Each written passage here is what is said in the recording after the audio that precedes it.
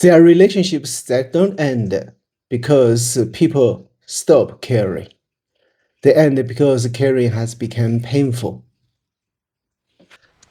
Two people stay together, supporting each other, hurting each other, exhausting each other, and calling it loyalty.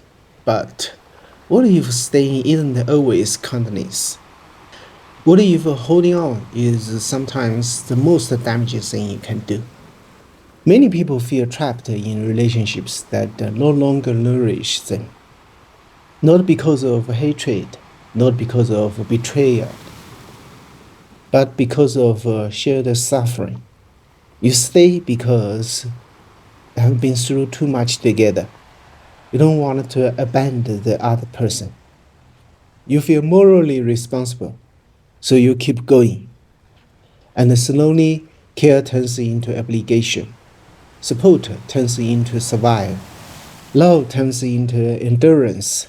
This is where exhaustion begins.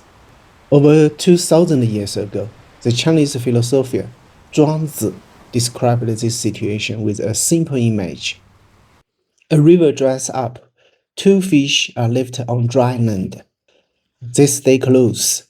They keep each other alive by sharing what little moisture they have. They wet each other with their breath. They survive barely. And Zhuangzi says something shocking.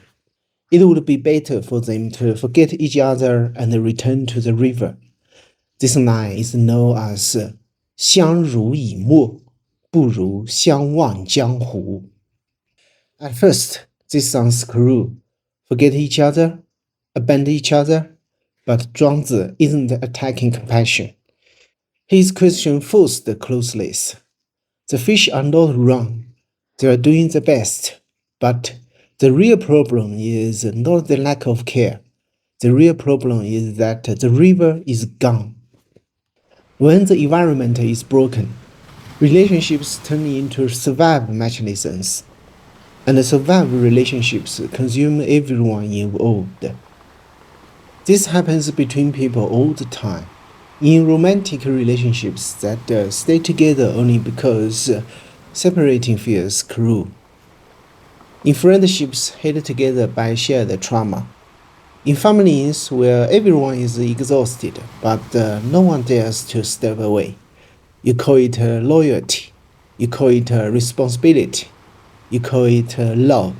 But deep down, you feel resentful, tired, and trapped.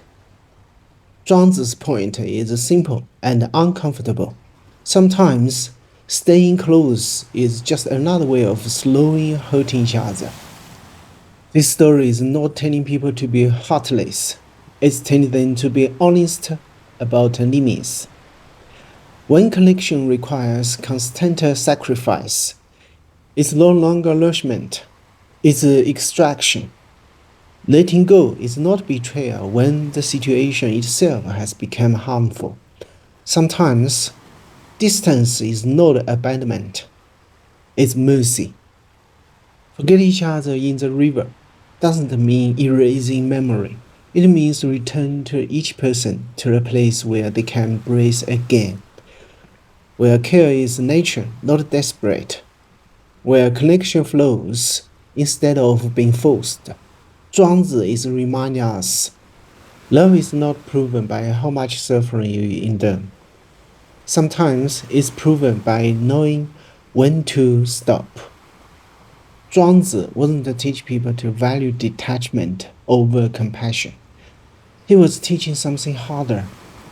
That clinging to what no longer works can destroy both sides. And that let go when the river is gone may be the deepest form of kindness there is. Sometimes the kindest thing you can do is step back.